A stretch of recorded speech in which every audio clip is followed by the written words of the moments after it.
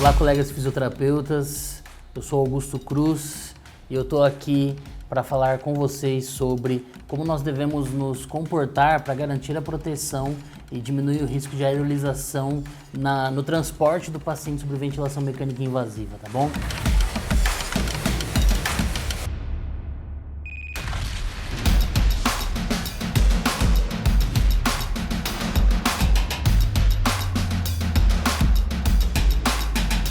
Nós temos aqui dois equipamentos, um ventilador mecânico invasivo de UTI e um ventilador mecânico invasivo também de transporte a ser utilizado. Vale sempre lembrar que os ventiladores mecânicos usualmente utilizados em transporte são ventiladores mecânicos que contêm turbinas, ou seja, eles não necessitam da utilização da rede de gás de ar comprimido.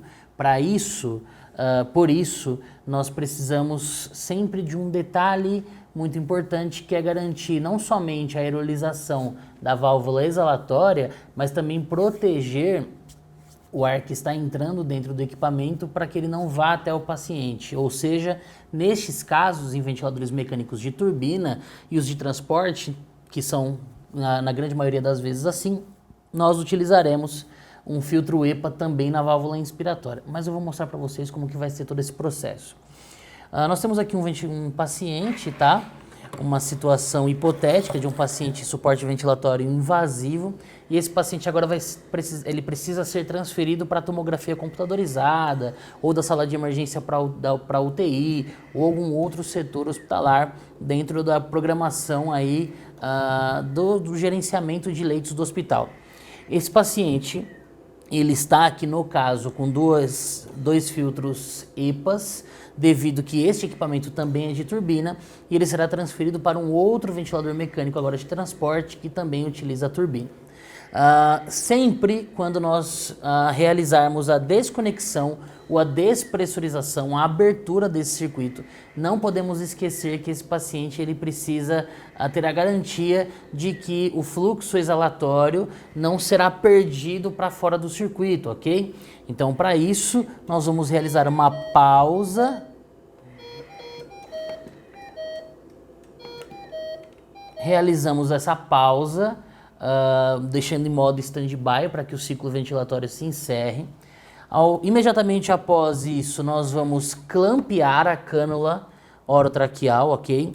Com uma pinça de Kelly, de preferência.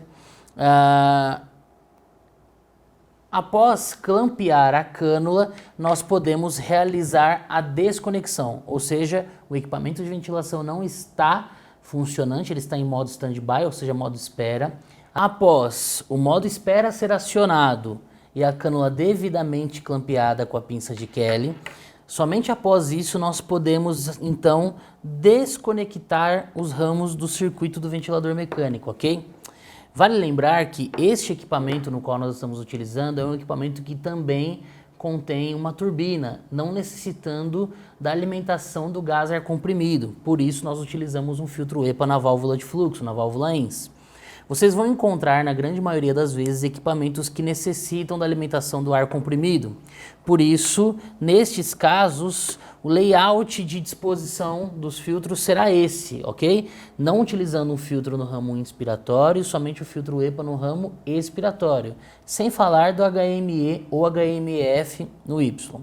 Bom, se neste caso dos ventiladores mecânicos que utilizam um ar comprimido e uma alimentação de gás de ar comprimido, vocês tiverem um circuito somente com um ramo, é necessário que, ao transferir o circuito para um ventilador mecânico de transporte, que no caso também contém turbina, que vocês utilizem um novo filtro EPA para que, tanto no ramo INS quanto no ramo ES, haja a garantia de segurança e minimização da aerolização.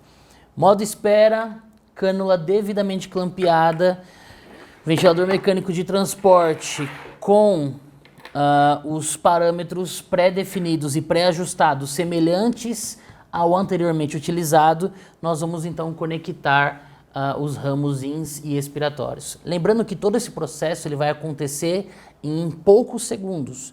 Nós precisamos preparar toda a estrutura para que isso aconteça, desde a boa programação do ventilador, desde a garantia da presença do circuito, da pinça de Kelly, para que isso aconteça o mais rápido possível, em pouquíssimos segundos, e o paciente não fique sem ventilar.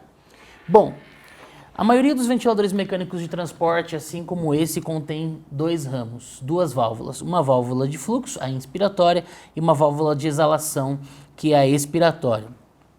Como nós tínhamos comentado, devido ao fato de haver uma turbina, é necessário filtro EPA na válvula INS e, devido ao risco de aerolização do paciente, um filtro EPA na válvula de exalação.